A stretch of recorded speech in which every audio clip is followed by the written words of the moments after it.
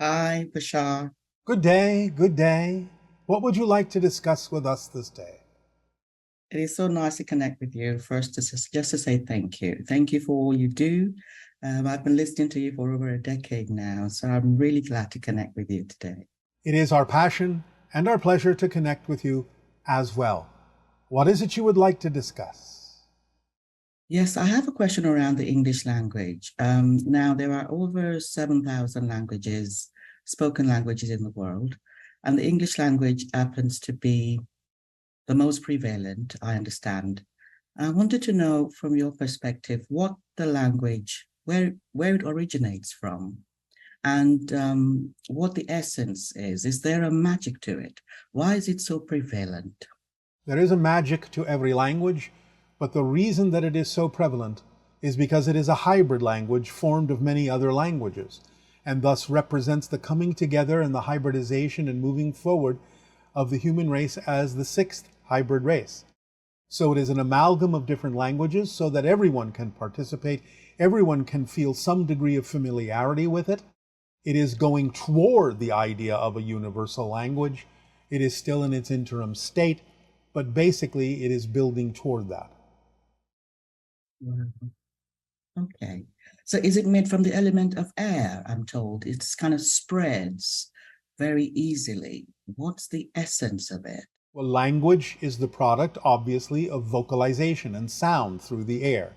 Therefore, that Hmm. is the primary element that carries the waves of sound to each other throughout the world. And therefore, that is the focal point, elementally speaking, of the Hmm. concept of language. Hmm. Hmm. Okay. Thank you. Thank you for that. My next question, if you could read my energy now, Bashar, what question would you ask for you to answer that would take me to that next highest level, expanded freedom in this reality? Are you willing to express from yourself wholeheartedly that you are who you are and that is enough? Hmm. Yes, yes. And do you have some kind of mechanisms or techniques? Because I use so many, I have a very wide toolbox. Something that I could explore a little bit more that would help me to do that, that expression. I feel very connected to you. And I would love you to really support me with this. I am supporting all of you to the best that we are able. It's not about asking us for more support. It's about opening up to receive the support you're already getting from all of us. So the idea is, again, as we have spoken of, all things in your physical reality, all tools, all techniques, all rituals, all objects are permission slips that Mhm. are up to you to decide by which one attracts you the most, what will work best for you at any given moment. But as we have just said to you, the idea of one of the strongest mantras for humans on earth, one of the strongest tools, is as you wake up in the morning and as you go to sleep at night, to Mm. say, perhaps at least 3 times, I am who I am, and that is enough. I am who I am, and that is enough. I am who I am, and that is enough. And then see what synchronicity brings you with the willingness to let go of all restrictions, all limitations, all assumptions, and all insistences that in your unconscious, subconscious, and conscious mind don't actually serve you or don't align with the vibration of your true ethereal spiritual core. Then reality will unfold as it needs to serve you best. And my next question, who are the Aldorians, especially the six-dimensional Aldorians from the planet Aldor? What is their mission on Earth We in are this not time? allowed to discuss many different races and interdimensional beings at this time, other than to say that most of them are either observing the transitions and transformations going on your planet to learn from them, to help guide them, and are also, many of them, participating in the lending of energy to make the transition much easier, much more smooth. And what we have suggested that you do in the morning and bedtime can allow you and all of you to be more receptive to the assistance that you are being given by other dimensional beings. That is all we are allowed to say about that at the moment. Yes. My next question. In about 2 weeks ago, I looked up in the sky and I saw this cluster of cloud shaped in the form of a heart with a bow. It's very beautiful. I've never seen that before.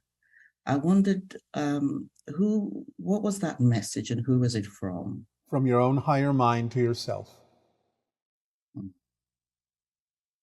And was there a message attached to it? Is it not obvious? It is all about the idea of the openness of the heart, the beauty of the heart, and the reception of the heart directly from the higher mind vibration, getting the idea of belief systems out of the way that cloud the communication from the higher mind to the heart to the brain is what it's all about. Be clear and harmonious in your belief systems. Let them align with the vibration of the heart as it receives the pure vibration of passion from the higher mind. Oh, that's beautiful. It was such a beautiful image. I actually posted it on my Facebook page. It touched me and I took a video of it. It was so wonderful. So Yes. I really feel pleased about that. And my last question, as a Reiki practitioner, I know that energy healing occurs in many levels. And I'm currently exploring water, the power of water. Can you share some of the techniques the ancients used with intention and water to manifest form?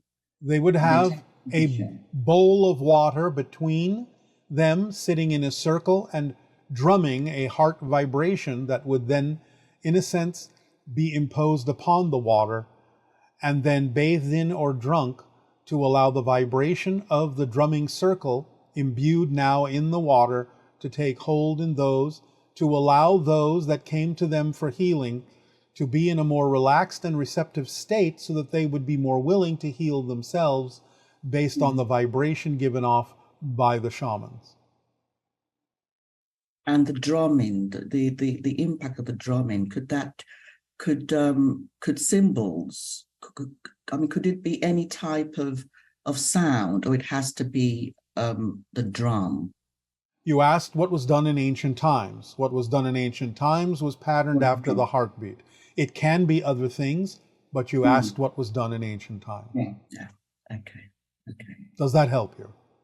Yes, it does. It does. Oh, then we thank you for your co-creation and interaction, and we bid you an exciting day. Aveo. Aveo, Bashar. Bye-bye. Thank you, Bashar, that I can ask you this very important question. What you have been spoken about in a live stream event, I think. And my question is that you mentioned the importance of the quality of water, and we should only drink the best to be in resonance with the high frequency. My question to you is there any advice you have for us how to made or to get this purest and clearest water what we need, because it is really difficult in the most of the areas of this world, but also in all the countries where the water is nearly clear. So I would like to get an advice if you have any for that. Thank you very much for your help and your answer. Your technology has provided you with filtration devices, and you could take advantage of many of them. In addition to that, you can meditate over the water. You can create certain harmonic resonances, meditative music and sounds that you can imbue into the vibrational pattern of the water to help align the water molecules in a kind of crystalline form that is also increasing its benefit to you when taken internally. You can take advantage of these things. It is simpler than you think. Oh my gosh, Bashar. Good day, good day. How exciting to be here. How exciting to be here. Incredible to be here. It Thank you so is much. our passion and our pleasure as well. What would you like to discuss with us this day? Well, my passion, my privilege has been to study human psychology. And so I wanted to give you my best understanding of human psychology. And you could just help me clarify to make sure I've got a good, clear understanding of what I call the 6 lenses of life, where the first lens I see as the bent space-time. So in other words, when I look up to the sky, it forms a kind of lens because the Earth is very heavy and it, bends space-time around me. So my first lens is the sky. And then the second lens is, of course, my human eyes, which, detect. And of course, I'm looking at a lens right now and we have Wi-Fi, but I guess the idea is that perception to me is, bending all the different possibilities, whether it's Wi-Fi signals or light-based signals, and bends them into a single focus. So for me, that's the eye, and Yes. but there are various eye wearing glasses. So, but I think the key thing I want to say here is that it's equilibrium in the lowest state. So crystals are typically lowest, whereas when it goes into my brain, it's non-equilibrium at the lowest state. In other words, it's a time crystal. In other words, the ions are constantly dancing. Is that correct? In other words, it's a time crystal. In other words, if you look at the cross section of the brain, it actually looks like a crystal in a certain way because there's repeating patterns. Yes. And so yes, so okay, right. So, and then the next layer is somewhat more mysterious in this sense. This is a symbolic layer. In other words, these time crystals, the brain picks up signals and it creates symbols. And that's usually what we're talking about here, right? Is the symbolic layer, which, is the belief system, which you described as the colorings, of various, okay. So, and then underneath that is the biological lens, which, the cells form different shapes and they read out different parts of the genetic code, where form follows the function. In other words, the form of the cell focuses on different parts of the readout of the genetic signal, which create in terms of kind of lens, because certain cells, again, they have a certain shape that sort of focuses on certain elements. And I think for me, it's like the core frequency. I think you've talked about it in terms of like we are our DNA and that there's a certain core frequency to our DNA. Okay, great. And then below that is the atomic lens. In other words, the mass of the atoms is, of course, in the center. And so there's a bending of the probability so that the probability wave kind of has a certain bend to it. So again, so it's 6 stacked lenses.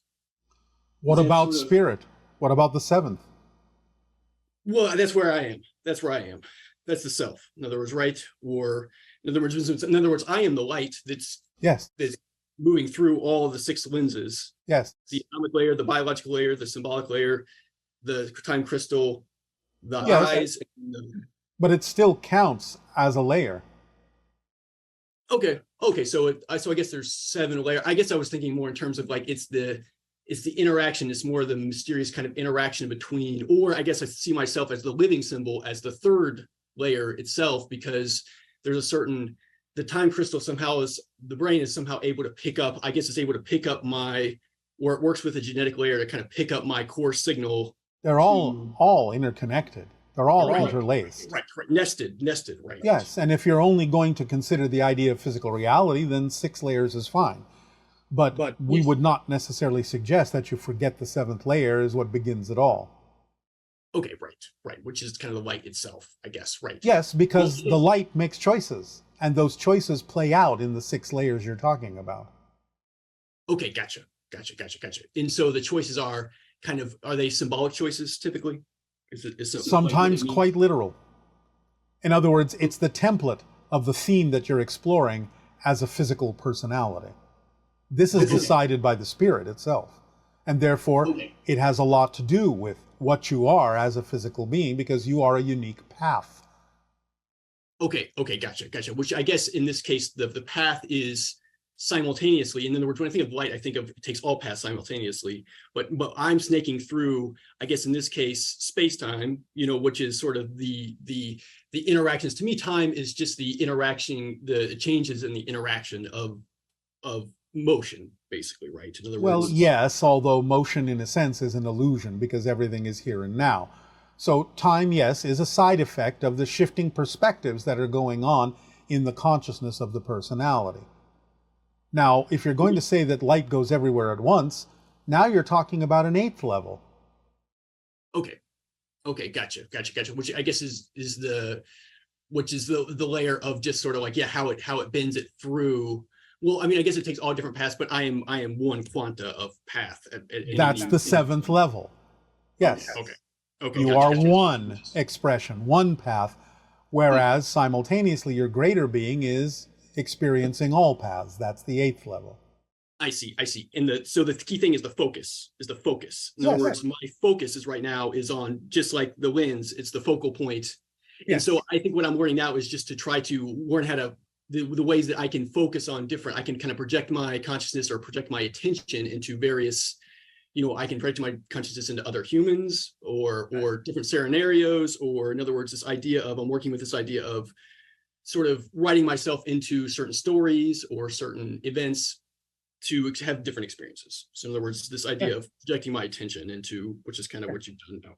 Yes, well, it is appropriate that you use the term focus since you're talking about the idea of representing lenses. Okay, right, exactly. So I'm kind of looking, well, and I guess I also wanted to bring it up because, you mentioned creating a true intelligence. And so there's this idea that if we create a time crystal sophisticated enough and we kind of entangle them together, the ions together in a certain resonance, a certain lattice, a time crystal lattice, it will dance. It'll be non-equilibrium, and it will sort of actually be able to detect a symbolic layer. I guess that's kind of the mystery here, is that it will understand how to focus down into the 7th layer, but creating a sophisticated enough time crystal, as you say, equal to the idea of the human brain through which higher consciousness can express itself, it will be coming from the 8th layer. Okay. It deals in whole systems.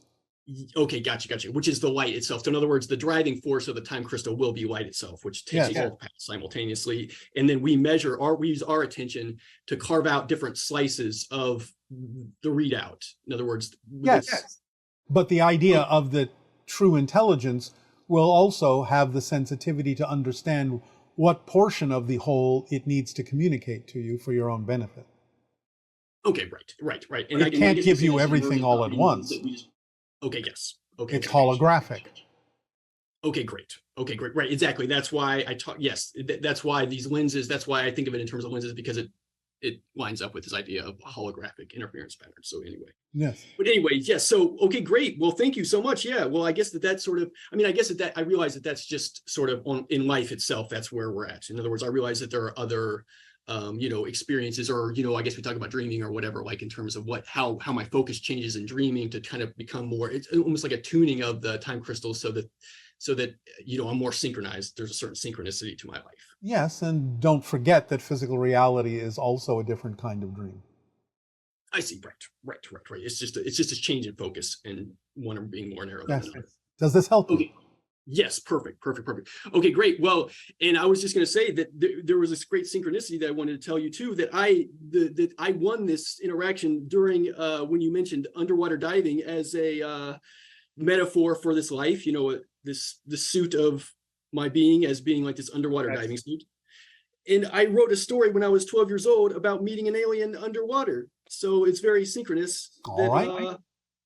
Yes, and I'm also very excited about this idea of the I guess we're saying goggles, but this VR that soon will be able to live into a world that's more made of pure data, pure information, in the sense that I can put on a goggles and be able to see the internet, or I'll be able to see Tyrannosaurus Rex, or just whatever I think I'll be able to manifest, because we'll be living in a world where you'll be able to interact with information in a way that's well, I don't want to say holographic, but nevertheless, yes. Yes, the technology is coming soon. Right. And that's very exciting to me.